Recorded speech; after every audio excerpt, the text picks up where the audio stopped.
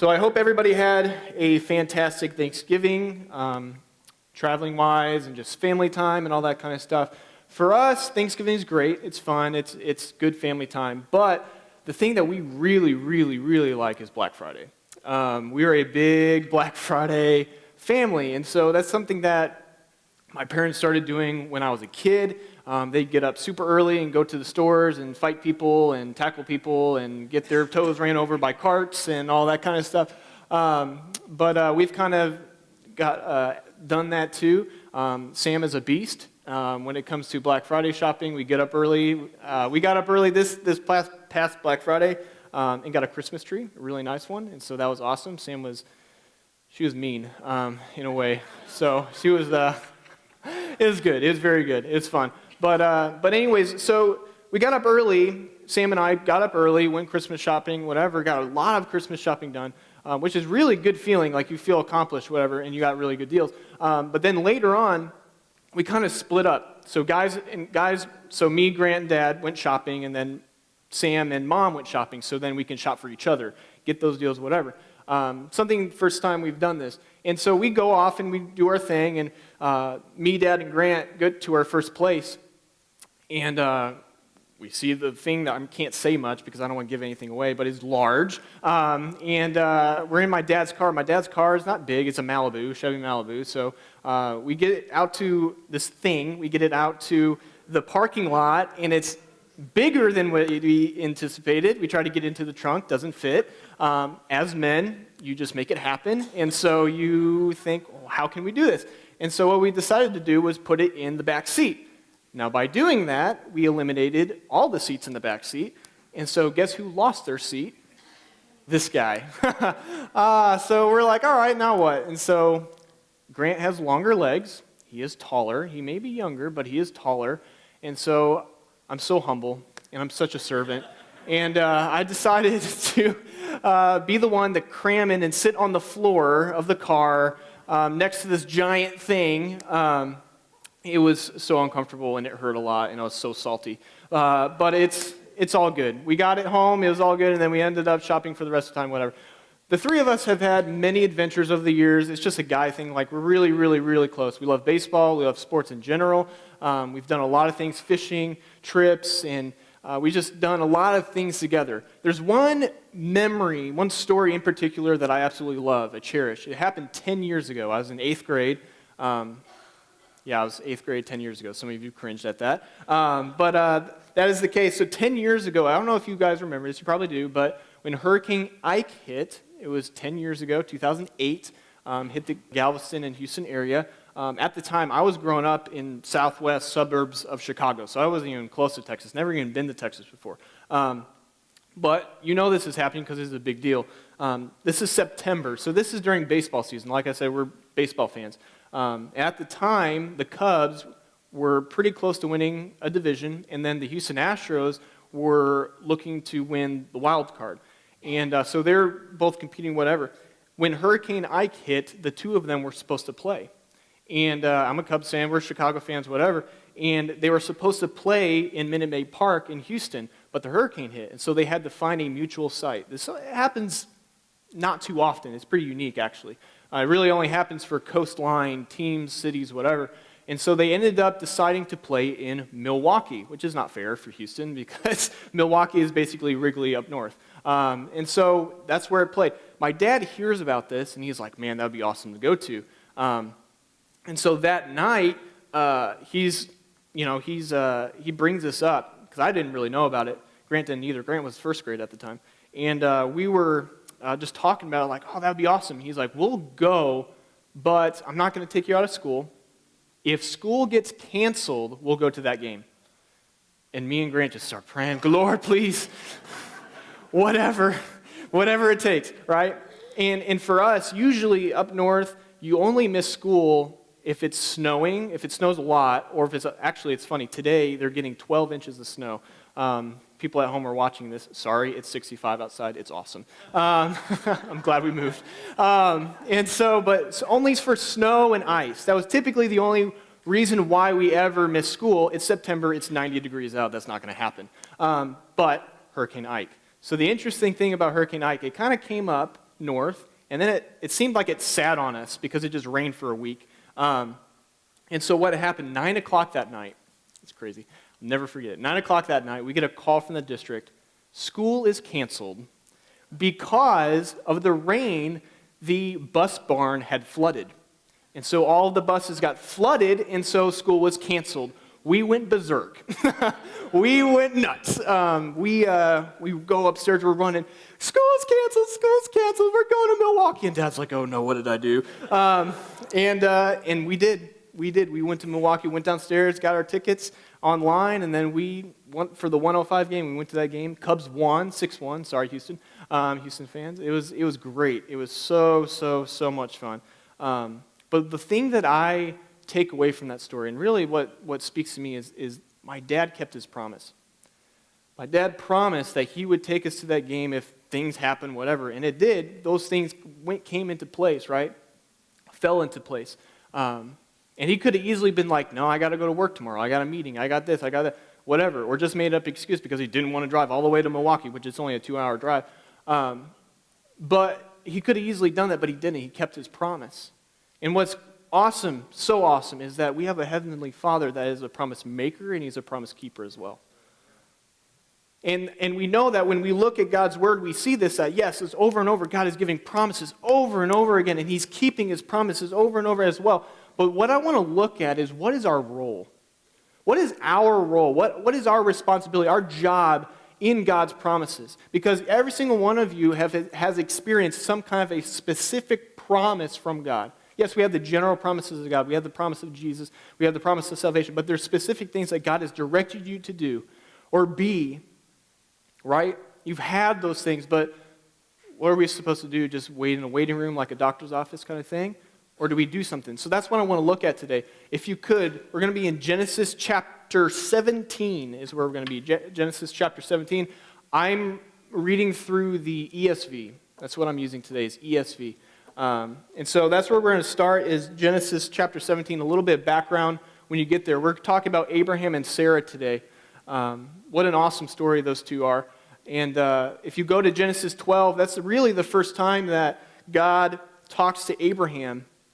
And in that time, in Genesis 12, Abraham was about 75 years old, and God promises him three things. He promises a land, a name, and a nation. Land sounds pretty awesome, and that's what we know as the promised land. The name, everybody's going to know you, you're going to be famous.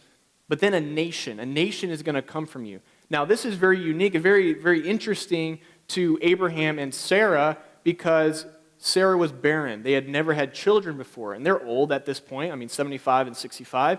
And so to hear that a nation was going to come from them, that's pretty miraculous. That has to be something pretty awesome right there. They were probably really, really excited about that. Like something that we've waited for so long, God's actually going to provide. God's going to give us children, give us a nation. We just wanted one kid. We're going to get a nation. Like, that's awesome.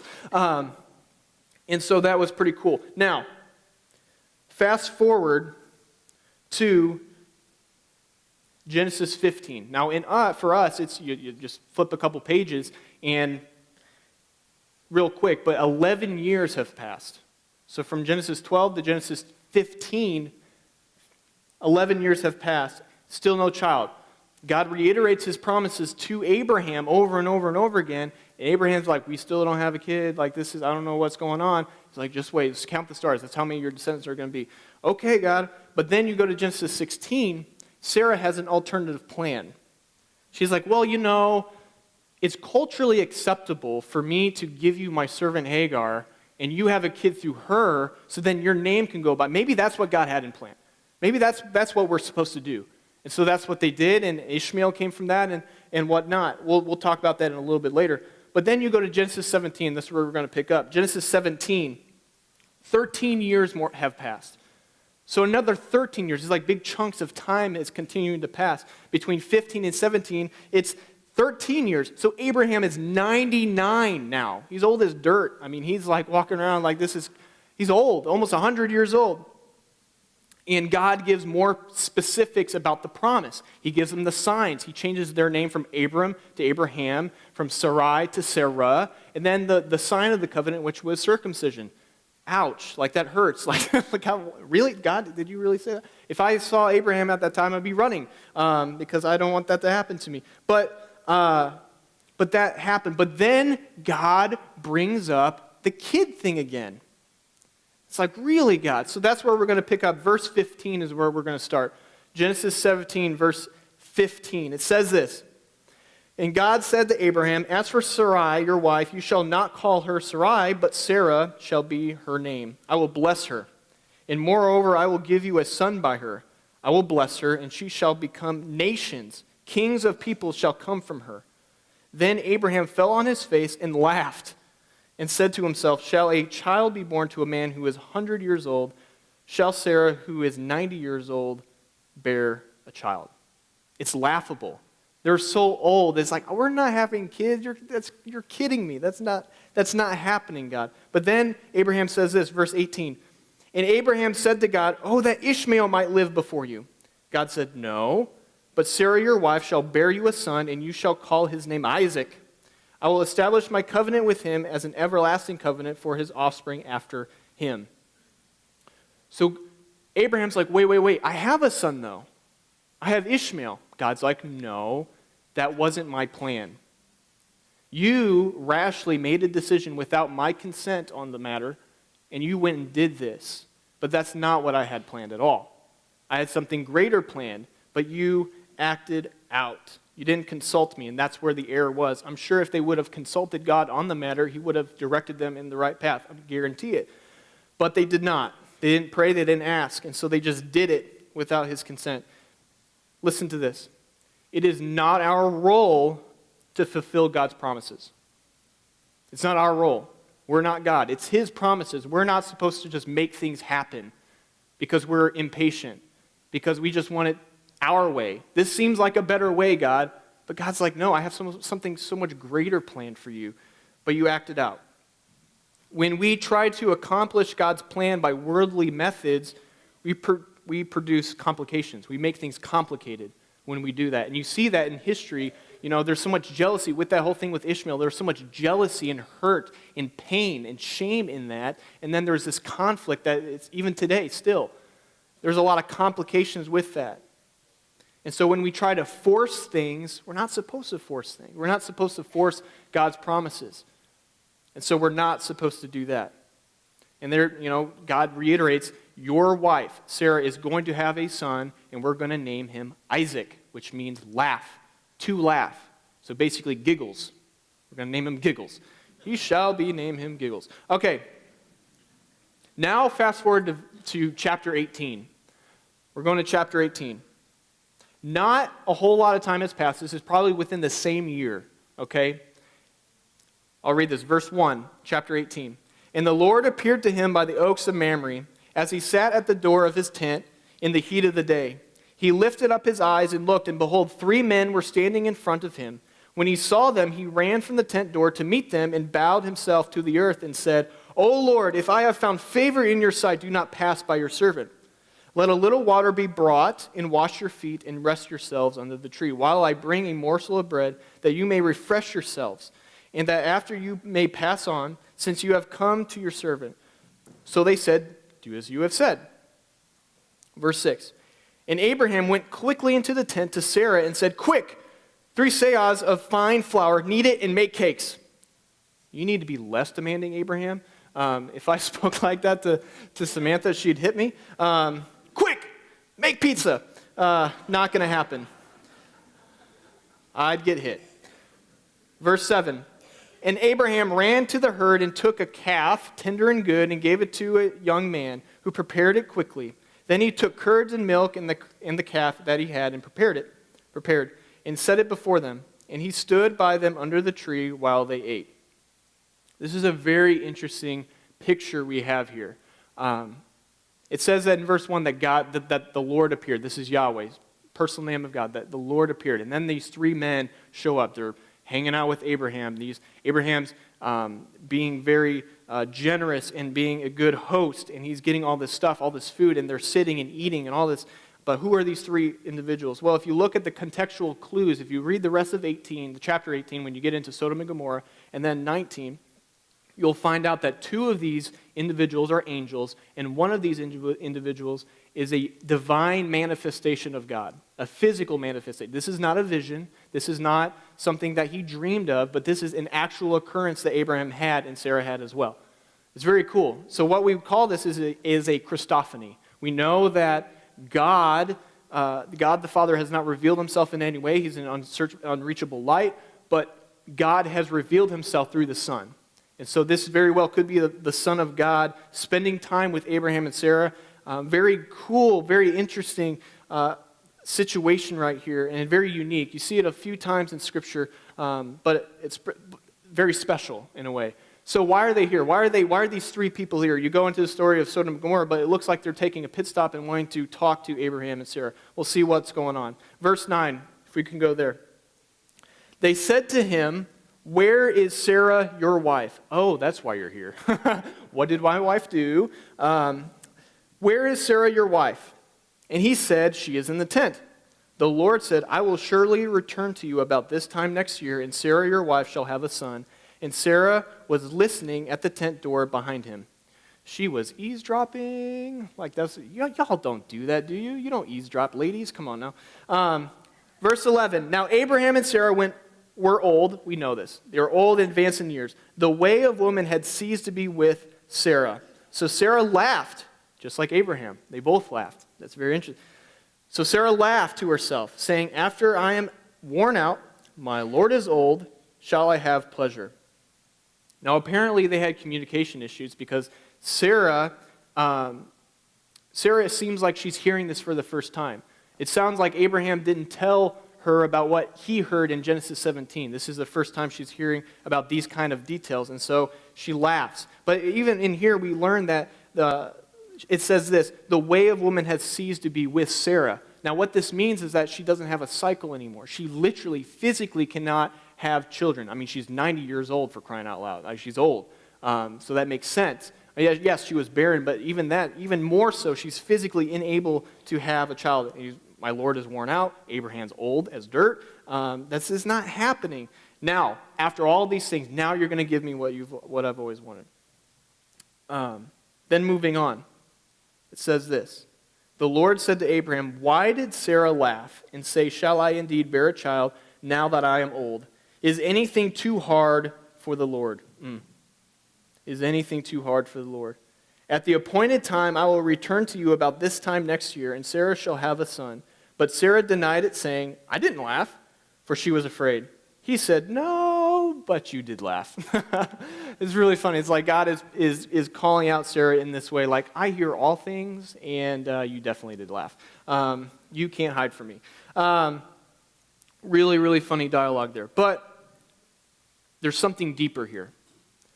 And what I want to point out is, what's interesting is that both of them laughed.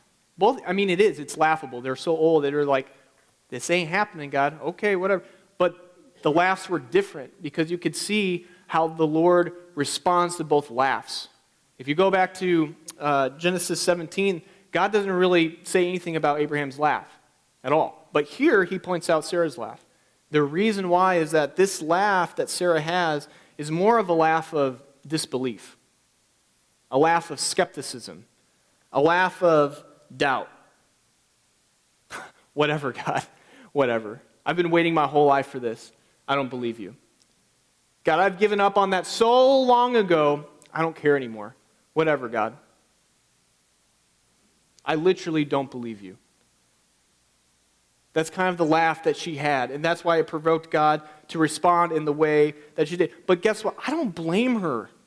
25 years. Now, she's been barren her whole life, so imagine the shame that she's had her whole life. She's not able, especially in that culture, to not be able to have children and not have a son for Abraham and all that kind of stuff. But also the 25 years, because God, you told me 25 years ago that I was supposed to have a child, a nation. I was going to have a nation. People are going to come from us, and nothing has happened. 25 years later, I am 90 years old. I am physically unable to have children. A lot of time has passed, God. What happened? You see, when time passes, a lot of times so does our faith. When time passes, a lot of times so does our faith. And that was the case for Sarah. She started to doubt. Maybe I heard you wrong, God. Maybe I heard you wrong. Maybe you really didn't mean it. Maybe I was supposed to do something else. Was Ishmael not good? I mean, maybe I should just give up. I have given up. Have you had these thoughts? I'm sure you have. I think we've all gone through a season of doubt where God has told us something or He's promised us something and nothing just hasn't been fulfilled. We haven't felt that. We haven't seen that happen, whatever it is. And we start to doubt. But God's response is awesome. Because His response is this: is anything too hard for the Lord? Is anything too hard for the Lord?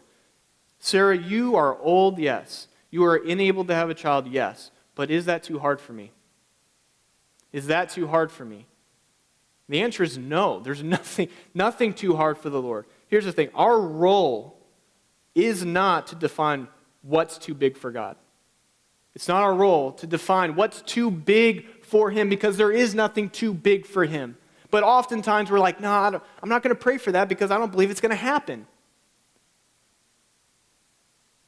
This person's too sick. This family member's too sick. I'm too sick. There's no way I can be healed. It's impossible. It's too far gone. That relationship can't be mended. It's impossible. We start getting impossible in our vocabulary, and God's like, no. Impossible isn't in my vocabulary. Why should it be in yours? Nothing is impossible through me. We are not allowed to define what's too big for God because nothing is. For Sarah, she was defining, this is too big, God. There's no way. I've given up on this. I don't know where you are right now. I don't know if you've experienced this. I know I have. But something I also want to point out here in that text is that right after he says that, he says, at the appointed time. At the appointed time. There is a difference between anointing and appointing. An anointing is basically the start, a commissioning of set purpose. You are commissioned to go do something. You are set apart for a purpose, a divine purpose. But the appointing is when you are put in that position to do so, right? You see this with David. David was anointed at the age, he was a teenager. He was young, but he wasn't appointed until he was 30. Now that seems like a decent amount of time. And you think, well, I want to be anointed and appointed at the same time. A lot of times it doesn't work that way. That's not how God works, because the in-between matters. He wasn't ready to be a king yet at the age of 15, 16. He wasn't. But he was ready after that time period, and when he was 30 years old, he became a warrior. God changed him. He got him ready. He became a strong king, a man after God's own heart. He prepared him for the fulfillment of the promise. You see, we hate this gap. We hate this. We hate it because we live in a microwave world where everything is instantaneous. Internet, Netflix, everything is instantaneous. Everything you want is at your fingertips. But a lot of times that's not how God works. And so something interesting that I learned is how bamboo grows. This is bamboo, and specifically Chinese bamboo. Now, Chinese bamboo grows over a 5-year period, and you'll put the seed down, water it, and water it, over and over again for 5 years. And then at the end of the 5 years, you'll finally see something. You see, for the first nearly 5 years, you don't see anything on the surface. You heard me right. You're watering it and you see nothing for 5 years. But then in the 5th year, you'll see a little sprout. And then in 6 weeks, it'll grow up to 90 feet. There's actually a video of this. I want to show it.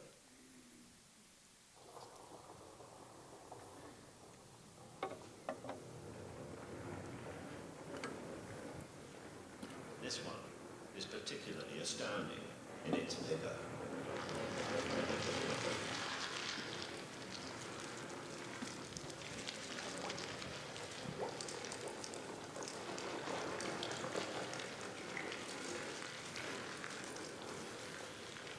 can grow up to 1 meter a day, fast overtaking the other plants around it.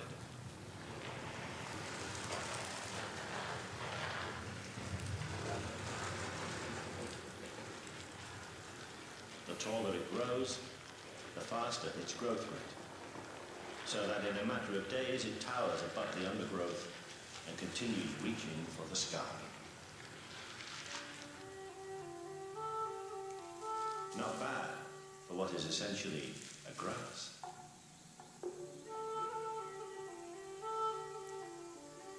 It's bamboo. Very fascinating. So, here's the question. Does bamboo, Chinese bamboo, does it grow in 6 weeks or 5 years? It grows in 5 years. You see, when you're watering this plant, or this grass, when you're watering this bamboo, you don't see anything. But what's happening is under the surface, it's growing roots deep and wide. So then when it's ready to grow, it's able to sustain itself and sustain the fast growth, and it's able to be strong and not knock over. And so it's so fascinating. Here's the thing. In order to grow Chinese bamboo, you have to do 2 things. Believe it will come, and faithfully water it. You have to believe it will come and faithfully water it. Honestly, after months, I'm like, is it going to come? After a year, is it going to come? After 2? But you just have to have faith that it's going to come. But if you keep watering, it's going to come when it needs to. Whoop, I just poked myself. Just like bamboo, our role is to believe God's promises will come. Just like the bamboo. You have to believe the promises will come. And your role in God's promises is to be faithful in the anticipation of the promise. You have to be faithful in the anticipation. I call this I guess it's a waiting period. I don't want to call it a waiting period because it sounds like a doctor's office. But I like to call it the anticipation period. Right? What are you doing in this anticipation period? This should not be wasted. There's things happening right then and there. There's things happening in that anticipation period that matters. This isn't wasted. We should not waste it. God's not wasting it. Because just like the bamboo, you don't see anything, right? But under the surface, it's working. God is doing things that you do not see. And He is working things out for your good. And so then you are prepared for the promise. Whatever it is, He is constantly active. He's working constantly. But are you faithful to water it every single day? We don't want to because I don't see anything happening. But I'm going to water it. I'm going to water it. I'm going to water it. What is watering it? Man, that's prayer. It's prayer. The thing is that, yes, we don't see what's happening, but God does. And so when we pray, we're in tune with Him. We're synced up with Him. And we're like, God, I believe your promises will come. I know you have commissioned me to do this, so that this is going to happen. Yes, I believe it, God. But I want to be ready. Do what you need to do with me so that I am ready for that promise. God, I don't know what's going on. I trust you. I know you're working things out in the background, in the ground, all these kinds of stuff. God, I trust you. But I want to be ready. I want to be prepared. This should not be wasted, and we shouldn't waste it. God is working out everything for our good. It's happening, and He is faithful to complete it. It will come. But we should not waste the waiting period, the anticipation period. Now, for Sarah, the bamboo came. Go to Genesis 21, if you would. Genesis 21, verse 1. It says this: The Lord visited Sarah as He had said, and the Lord did to Sarah as He had promised. That's awesome. Verse 2, And Sarah conceived and bore Abraham a son in his old age, at the time of which God had spoken to him.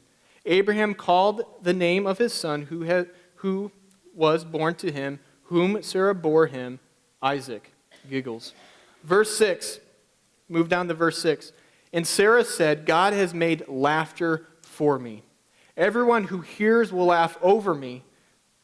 And she said, Who would have said to Abraham that Sarah would nurse children, yet I have borne him a son in his old age. Hear me on this.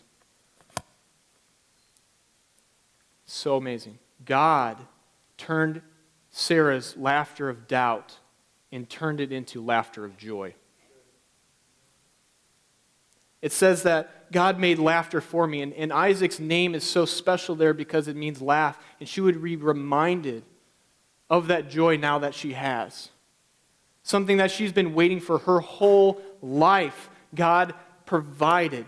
That promise that came 25 years ago came to fulfillment, and she was full. All the hurt, all the pain that she experienced her whole life didn't matter anymore. Because God is a promise maker. He's a promise keeper. And he does what he says he's going to do. And for her, she was able to experience the joy of having a child for the first time at the age of 90. And God got all the glory for it. Because he is the only one that could have done that. Nothing is too hard for the Lord. It's awesome. It's so good. Now, I don't know, the prayer team can come up, pastors and elders can come up, and band and everybody. Guys, I don't know what you're walking through right now. I don't know if